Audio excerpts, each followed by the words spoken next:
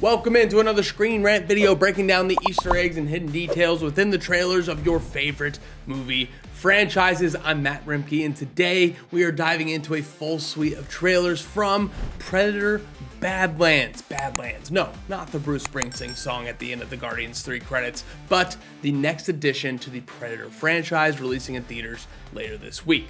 This upcoming edition features Predator Dec, a young, new, raw Predator, and his young synth sidekick Thea as they take on Dec's first hunt in what they're calling the deadliest planet in the universe. Full of big scary monsters and an environment that's ready to kill you as well. This is a look at what happens when the Predator becomes the prey. An incredible pitch, an incredible tagline. Funny enough, with the Prey thing, this is also directed by Dan Trachtenberg, who also directed Prey, the prequel to the Predator franchise, and he directed 10 Cloverfield Lane. Listen, this guy loves alien movies, and that will be the theme of today's video as we dive into all of the Easter eggs, hidden details, and subtle nods within the Predator Badlands trailers, so let's get into it.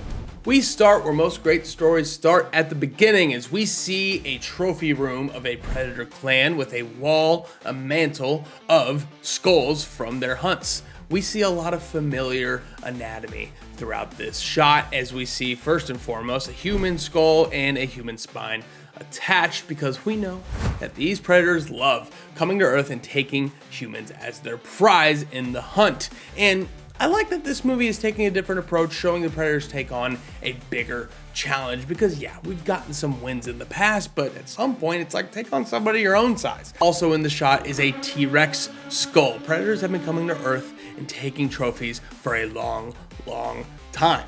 But the most interesting skull on this trophy case is one that seems to be from one of the most iconic sci-fi movies of the 20th century. And no, we're not talking about the Aliens franchise, even though later in this video we will talk a lot about the Aliens franchise. This seems to be a skull of a harvester alien from the 1996 blockbuster Independence Day. This is such an awesome nod to the sci-fi genre, as this movie and this franchise continues to be a Hall of Fame showcase of sci-fi movies, specifically the ones where aliens come to Earth and want to kill everybody. Now, this could just be a subtle wink and a nod, but if we assume that, then this video would be a lot less fun. So let's do what the internet does best and speculate wildly that this means that the Alien franchise, the Predator franchise, and the Independence Day franchise all share the same universe. That is such a fun headcanon for sci-fi fans, but it's also a really exciting thing to think about, all of those characters being in the same place at the same time. Look at what that roster could be. Arnold Schwarzenegger, Carl Weathers, Sigourney Weaver, Michael Biehn, Bill Paxton, Will Smith, Jeff Goldblum, and Randy Quaid, all sharing the same movie franchise universe. That is a 90s team only rivaled by Jordan Bird and Magic playing basketball. I would pay a lot of money to see Arnie's character from Predator and Randy Quaid's character from Independence Day share a scene together. I'd pay even more money to see Cousin Eddie from Christmas Vacation somehow be put into Jingle All the Way, but that's me being way too excited about Christmas movies. Let's get back on track to Predator Badlands. The biggest pop in this trailer from an Easter egg standpoint is the Weyland-Yutani logo showing up in Elle Fanning's character's eyes, as the Thea android seems to be a product of the Weyland Corporation. Weyland-Yutani, as everybody knows, is a staple mystery corporation within the Alien franchise. Yeah, they've popped up here and there throughout the Predator movies, but this is a central focus. Thea is a main character of this movie and seems to be a product of the Weyland-Yutani, so this is where the Easter egg becomes a plot point. The snake has eaten itself. Predator and Alien is arguably one of the most iconic franchise crossovers of all time. Sure, we have Jason and Freddy. Sure, we have Godzilla and Kong. Who could forget the G.I. Joe Transformers crossover from the Anthony Ramos 2023 Transformers movie? The answer is everybody. Everybody forgets that happened. But this is just another staple combining the synergy between Alien and Predator. There's also another nod. When you see Thea in the tank, you get a little tag at the end that might be a nod to the very first Alien movie.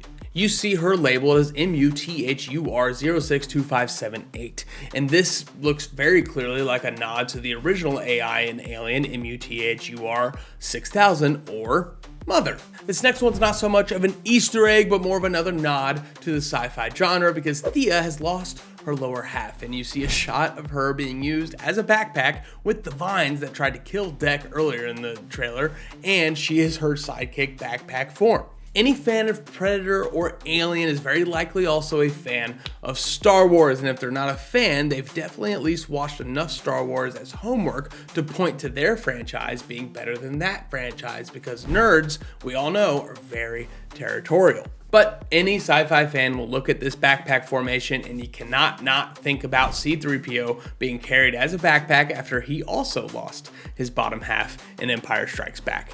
It's so crazy what becomes a trope and what becomes sort of an iconic decision, because you see her as this backpack on deck and you just automatically think that this is going to be a fun chemistry, a fun interaction between these two. What's with the backpack sidekick? You can't get enough of it. Another Alien Easter egg seems to be the soldiers joining Dec and Thea on this deadly planet, because Thea points out in the pop pull quote of the trailer, they might not be alone on this hunt. These soldiers look like they also might be synth androids from the Weyland-Yutani company, because they come in and we see them with the shoulder flashlights that we see in Aliens on that military gear. It's the biggest point to them being connected to that company. We also believe they're android synths because we see them covered in a mangled mess in a battlefield later in the movie with this white blood substance, very similar to the original Yutani android Ash in Alien. That is a scene that terrified me as a child, terrified me then, terrifies me now, don't like it, not one bit. The biggest guess here is that Weyland-Yutani does what they do best, where they build a foundation, build a post, build a site on a dangerous planet, looking for tech, looking for biochemical weapons, looking for any advantage in their evil corporate world.